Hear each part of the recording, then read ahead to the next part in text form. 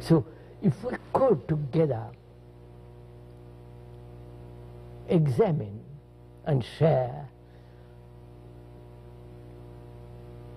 what is meditation, what are the implications of it, why should one meditate at all?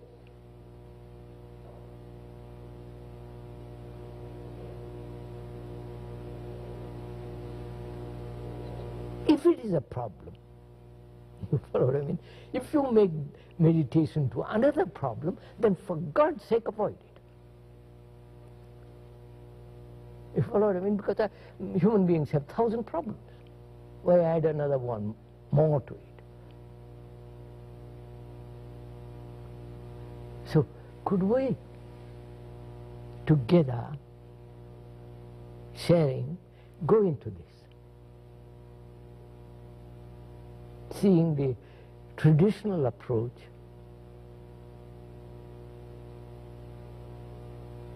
and seeing their absurdity. Because you see, sir,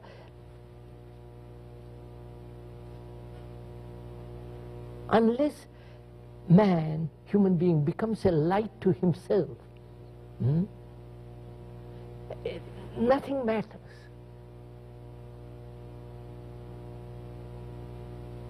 Because if you are depending on somebody, then you are in a state of perpetual anxiety.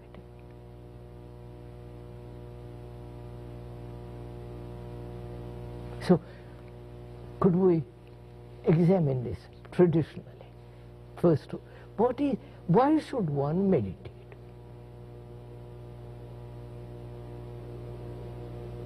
Don't you think in the living situation of a man that meditation happens as part of a life situation?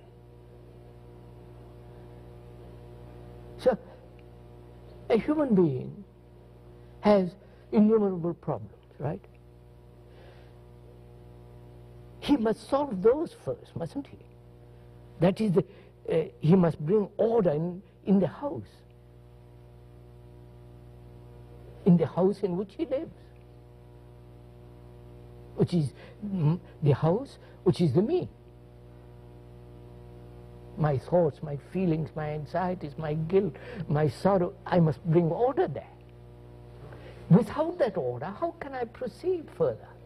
Well, the problem is that if you try to solve the problem, if you look for order, then you're doesn't seem to be looking for further chaos. No, I'm not looking for order. I am inquiring that there is disorder. That's right, yes. And I want to know why there is disorder. I'm not wanting to find order. Then I have all the gurus and all the gang coming.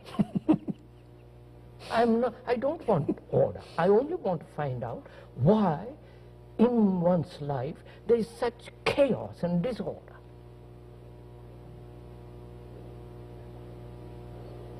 Well, and a human being must find out, not ask somebody to tell him why there is disorder.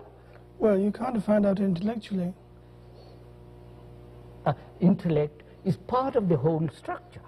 You can't deny the intellect. Well, but you can't use intellect to solve the intellectual problem. No. You can't solve the problem at any level except totally. Quite, yes. Now, that is, to solve the human problem of disorder, does that need meditation? In the ordinary sense of the accepted word meditation. I wouldn't say the conventional sense of meditation, but the meditation in the extraordinary sense. What do you mean by that, if I may ask? The extraordinary sense of meditation is trying to see the disorder as a part of the direction. To see disorder? To see disorder as order, if you like to call it. No. Or to see the disorder as order. No, to see disorder. But if you see the disorder, then it becomes the order. First I must see it. But to see it clearly. So that depends then how you observe disorder. Not how to solve it. How to? Of course not. Because if you try to solve it, you solve it according to a pattern set. Set pattern. Which is the outcome of your disorder. That's right. Which is the opposite of disorder. So if you try to solve the disorder, it is always according to a preconceived idea of order. That is Christian order, Hindu order, whatever order. Socialist order, communist order. Whereas if you observed entirely what is disorder,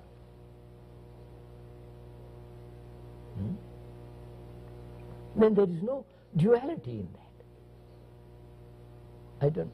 Yes, I see Now, what you mean. how is one to observe this total disorder which human beings live?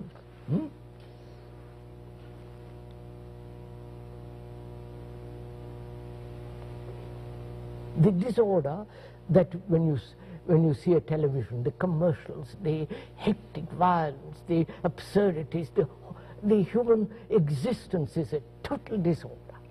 Killing, violence, and at the same time talking about peace.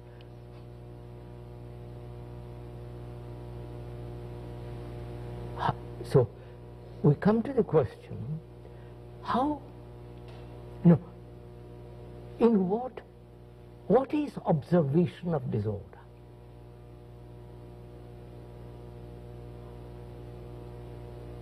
Do you see it from the me as separate and the thing which is disorder? Well, that's already disorder. Isn't it? So, do I look at disorder with the eyes of my prejudices, my opinions, my conclusions, my concepts, the propaganda of 1,000 years? You follow? Which is the me. So do I look at disorder without the me? And is that possible? So that is meditation. You follow, sir? Not all the rubbish they talk about.